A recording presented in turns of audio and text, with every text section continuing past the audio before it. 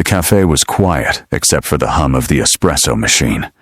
Daniel Brooks sat across from Claire Whitmore, his boss, his hands folded on the table like a man about to confess something he shouldn't. He had rehearsed this a dozen times in his head, but now the words felt impossible. Still, he said them. "Can you be my date for my ex's wedding?" Claire's coffee cup stopped halfway to her lips.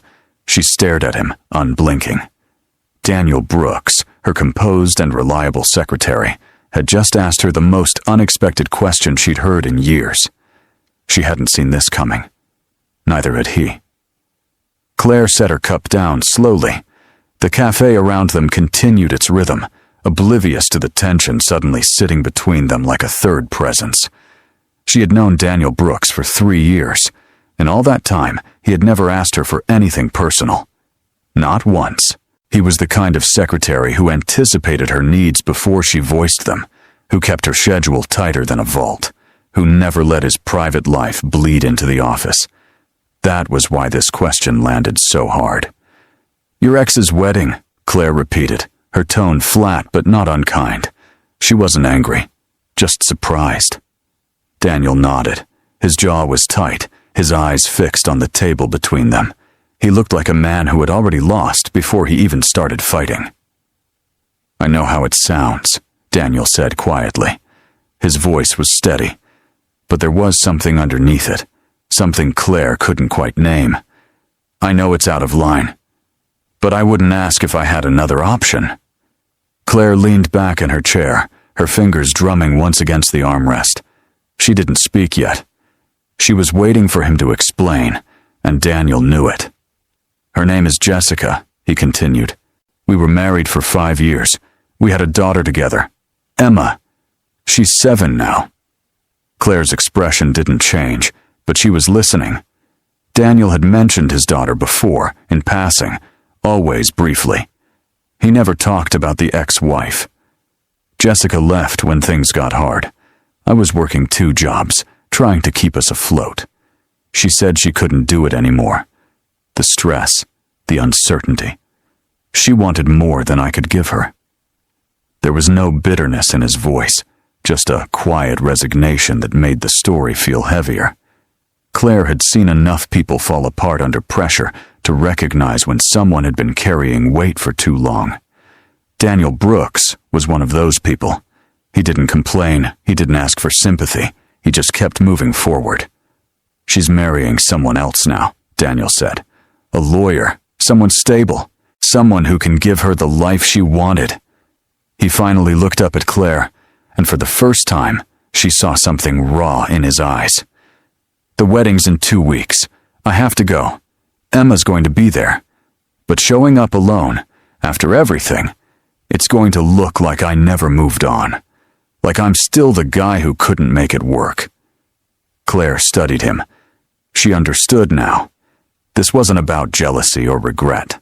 It was about dignity, about not being the pity case at his ex-wife's new beginning. "So you want me to go with you?" Claire said. It wasn't a question. Daniel nodded. "I know it's a lot to ask, and I know we don't have that kind of relationship, but you're the only person I could think of who wouldn't make it worse." Claire almost smiled at that. "Because I'm intimidating?" she asked.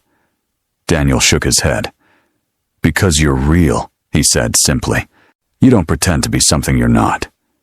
And people respect that." Claire didn't respond right away. She picked up her coffee again, took a slow sip, and let the silence stretch. Daniel didn't push. He knew better than to rush her. They had been meeting at this cafe for nearly a year now.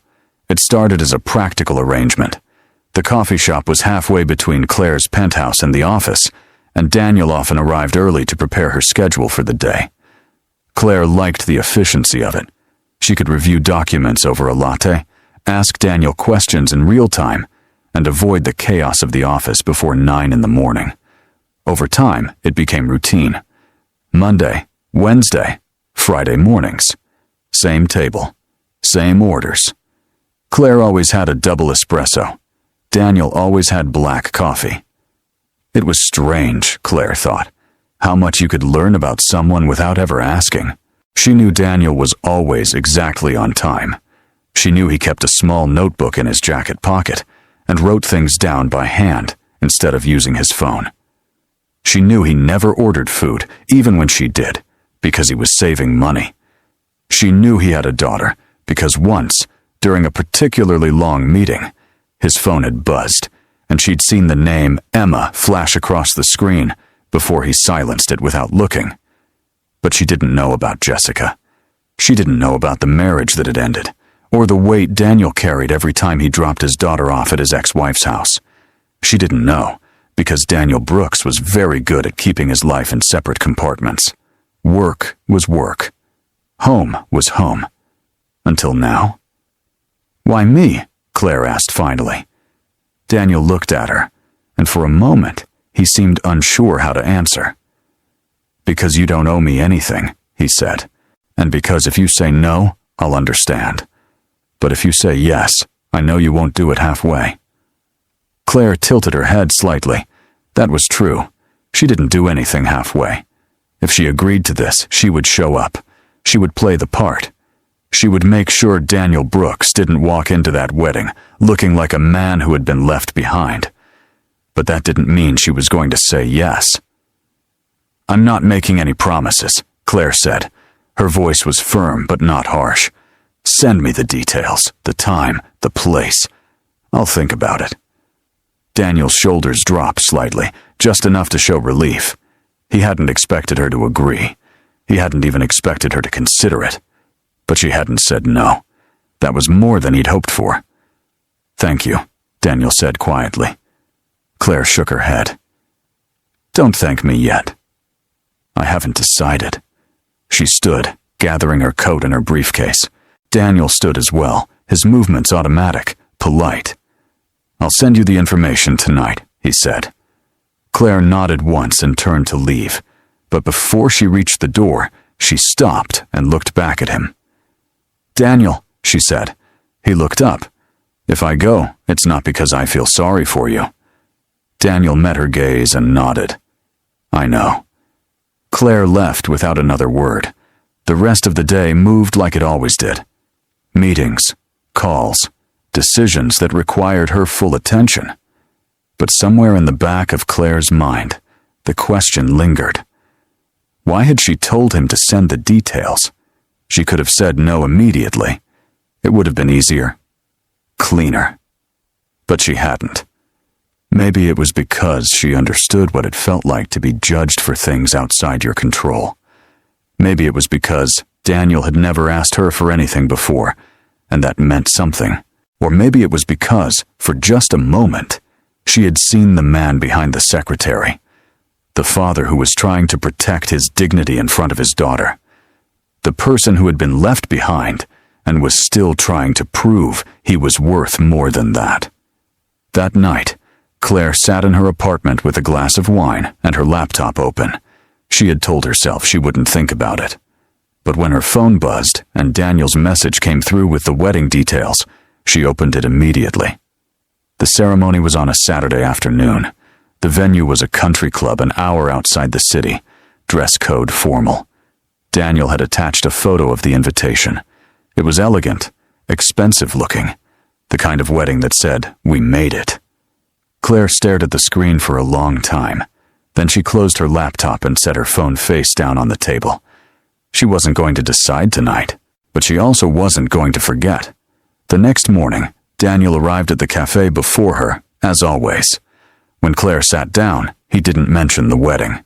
He didn't ask if she'd made a decision.